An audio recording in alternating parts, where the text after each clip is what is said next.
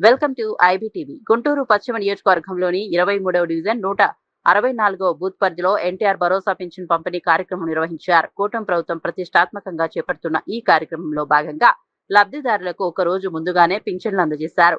Booth president Lam Navami సచివాలయ సిబ్బందితో కలిసి ఇంటింటికి వెళ్లి వృద్ధులు, వికలాంగులు, వితంతువులు మరియు ఇతర అర్హులైన లబ్ధిదారులకు పింఛన్లు అందించారు. అందరికీ నమస్కారం అండి.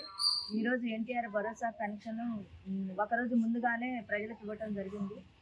వికలాంగులకి, వృద్ధులకి, వితంతువు పెన్షన్ ప్రతి ఒక్కరికి సచివాలయం సిబ్బందితో పాటు ఇంటింటికి వెళ్ళి డోర్ టు డోరు ప్రతి ఒక్కరికి ఇవ్వటం జరిగింది. ప్రజలు ఒకరోజు ముందుగానే పెన్షన్ ఇవ్వటం చాలా సంతోషంగా ఉందంటున్నారు. గత ప్రభుత్వంలో 1300 కోట్లు పంచడం జరిగింది. కానీ ఇప్పుడు దగ్గరగా 50,000 కోట్ల దాకా పెన్షన్లు పంచడం జరిగింది. ఏదైతే చంద్రబాబు నాయుడు మాట ఇచ్చారో దానికన్నా కూడా ఎక్కువ వర్క్ చేయడం కూడా జరుగుతుంది. ప్రజలు మా ఇంటికి పెద్ద కొడుకులాగా అందరూ సంతోషంగా హర్షధ్వానాలు వ్యక్తం చేస్తున్నారండి.